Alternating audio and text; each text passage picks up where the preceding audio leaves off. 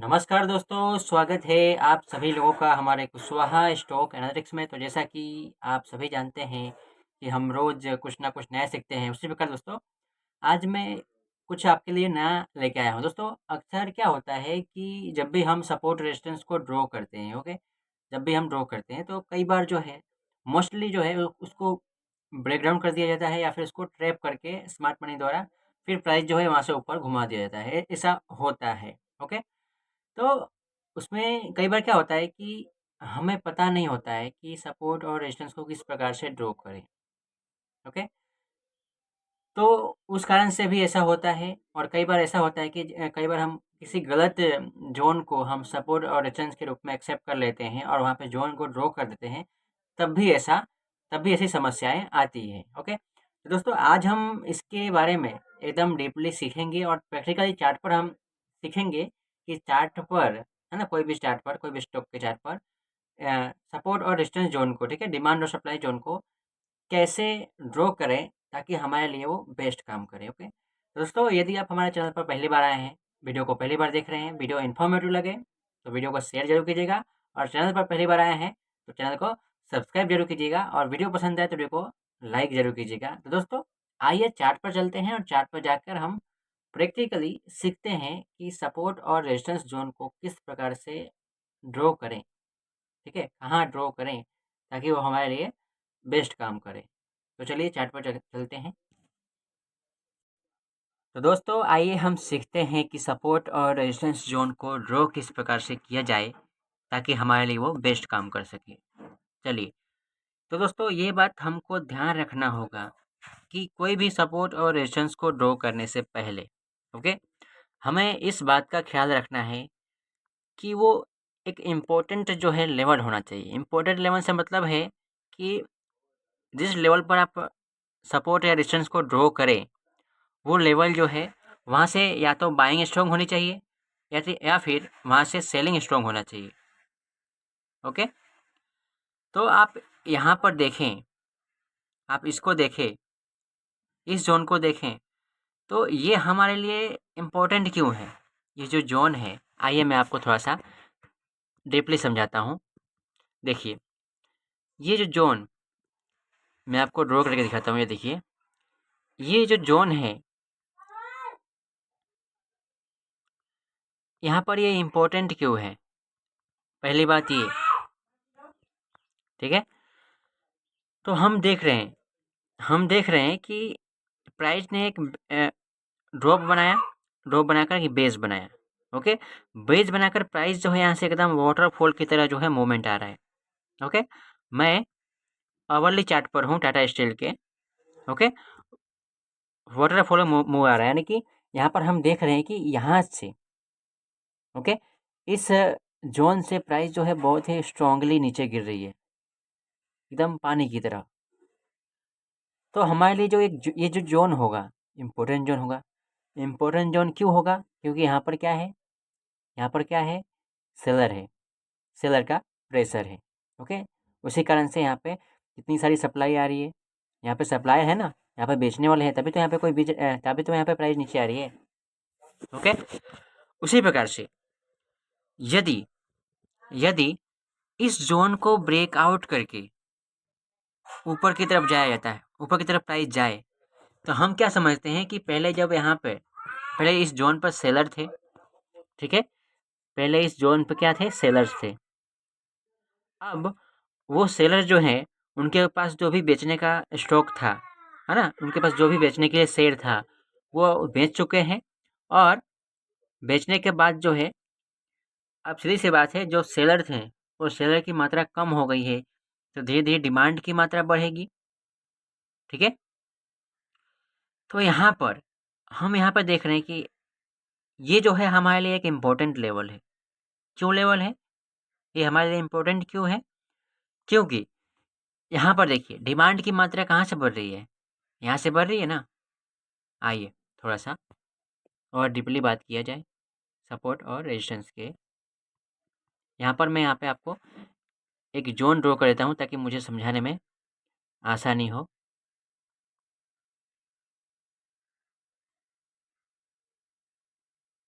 देखिए, हमने देखा कि डिमांड यहाँ से आ रही है, प्राइस यहाँ से ऊपर जा रही है। तो ये हमारे लिए जो हमारे लिए जो ये पॉइंट है, ये जो लेवल है, ये हमारे लिए मोस्ट इम्पोर्टेंट है। मोस्ट इम्पोर्टेंट क्यों है?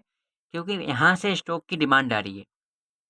यहाँ से स्टॉक में क्या होता है? बाइंग आ रही है। यहाँ से स्टॉक में बाइंग प्रेशर बढ़ रहा है। बाइंग प्रेशर बढ़ने के कारण जो है प्राइस ऊपर की तरफ जा रहा है। देखिए यहाँ पे rally, base, rally, base, rally, base, इस प्रकार से करके प्राइस जो है वहाँ पे जा रहा है।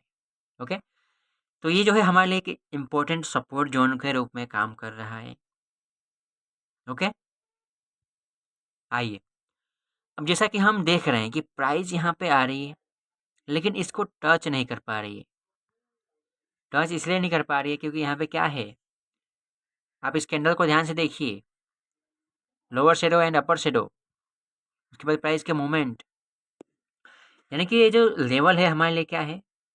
इम्पोर्टेंट जोन है, ये भी इम्पोर्टेंट है। तो दोस्तों मेरे ख्याल से आपको एक सपोर्ट और एक रेजिस्टेंस को ड्रॉ कैसे करना है अंदाज़ा आ गया होगा। नहीं आया अंदाज़ा? कोई बात नहीं, आइए फिर से एक और प्रैक्टिस करते हैं। ऐसा हम मल्टीपल प्रैक्टिस करेंगे। देखिए अब यहाँ पे देखिए, मैं यहाँ पे टाइम फ्रेम चेंज करता हूँ क्योंकि मैं डेली चार्ट पर ही काम करता हूँ। चलिए, मैंने ये टाइम फ्रेम चेंज किया। ओके, अब मैं डेली चार्ट पर आ रहा हूँ और वहाँ पे मैं क्या करूँगा? सपोर्ट और रेजिस्टेंस जोन को मैं ड्रॉ करने की कोशिश करूँगा। आइए, तो आप मुझे बताइए कि यहाँ पर मैं कहाँ सपोर्ट रेजिस्टेंस को ड्रॉ करूँ? यहाँ पर मैं कहाँ सपोर्ट रेजिस्टेंस को ड्रॉ करूँ? ये जो चार्ट देख रहे हैं आप, ओके, यहाँ पर मैं किस जगह पर मैं सपोर्ट रेजिस्टेंस को ड्रॉ करूँ?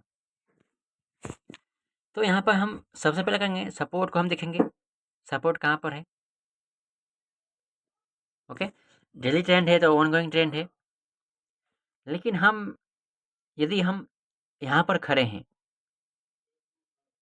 ओके, आइए थोड़ा सा और बैक जाता हूँ ताकि आपको समझाने में मुझे आसानी होगी।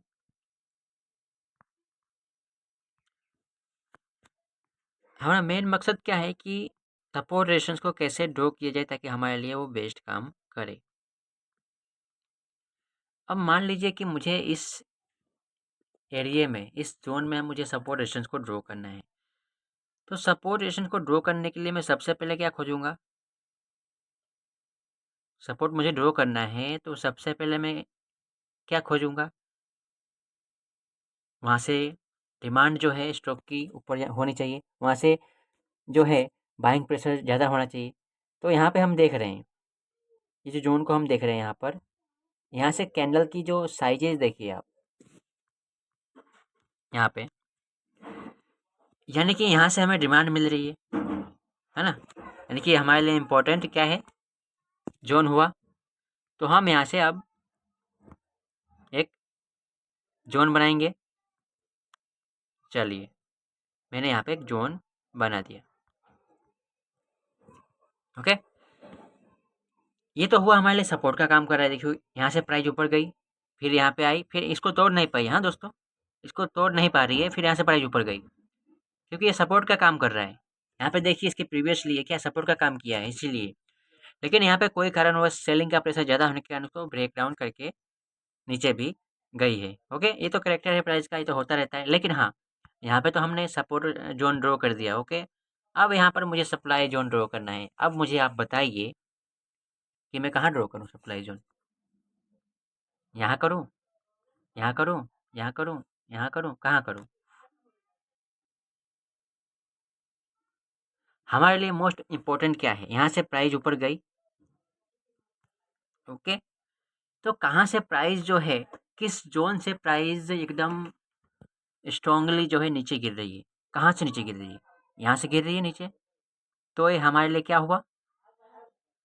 ये हमारे लिए क्या हुआ? इम्पोर्टेंट जोन हुआ कि नहीं हुआ? हुआ ना? हाँ, उसी प्रकार आइए मैं यहाँ पे आपको एक जोन ड्रॉ करके दिखाता हूँ।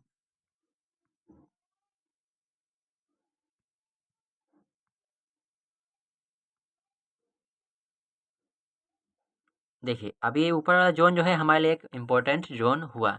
इम्पोर्टेंट जोन क्यों हुआ? क्योंकि ये जो जोन है ये सप्लाई जोन के रूप में काम कर रहा है, रेजिस्टेंस जोन के रूप में काम कर रहा है।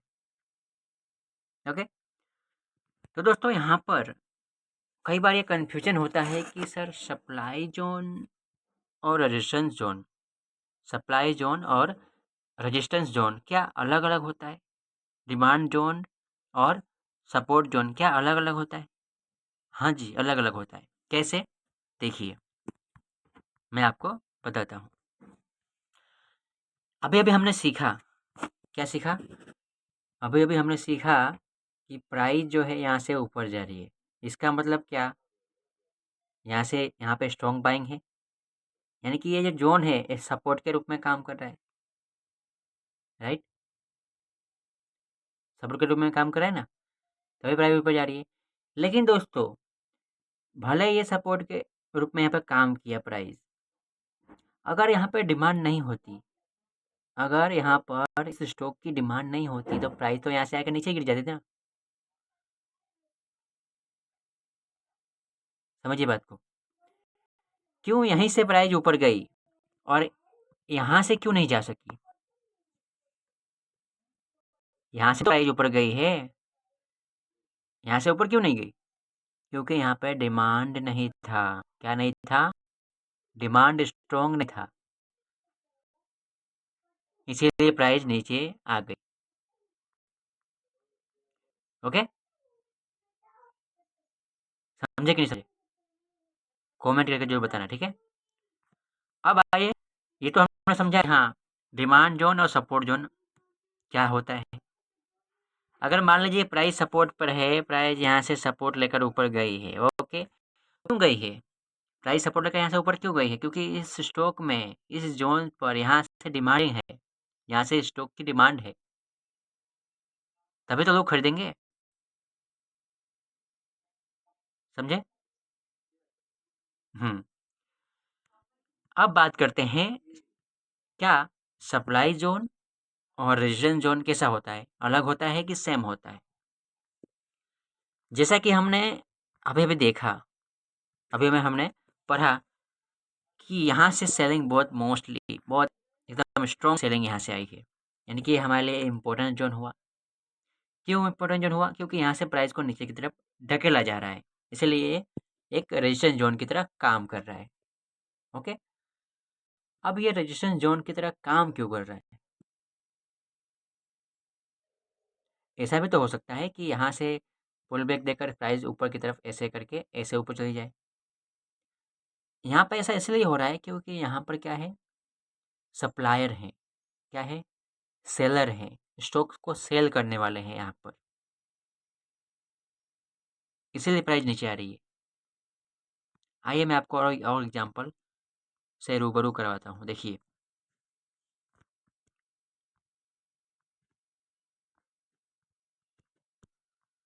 यहाँ पे देखिए,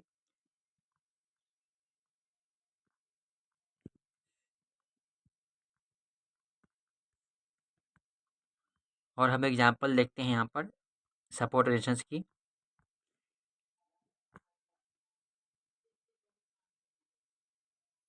मैं इसको टाइम फ्रेम चेंज करता हूँ, वीकली। ओके, चलिए,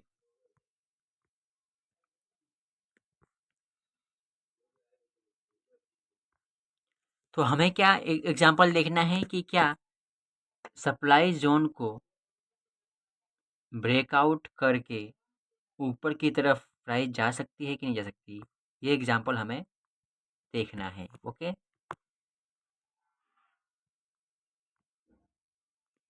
तो यहाँ पर दोस्तों मैं आपको एक यहाँ पे चीज़ बताता हूँ, एक आप यहाँ पे एक नई वस्तु मैं आपको सिखाता हूँ, ठीक है? तो आपने ट्रेन लाइन को कभी यूज किया होगा, तो आपको पता है कि ट्रेन लाइन क्या करता है, एक सपोर्ट और रेजिस्टेंस के रूप में भी काम करता है। ओके, करता है कि नहीं करता है? करता है। तो यहाँ पर देखिए, मैं यहाँ पे एक जोन को ड्रॉ करता हूँ।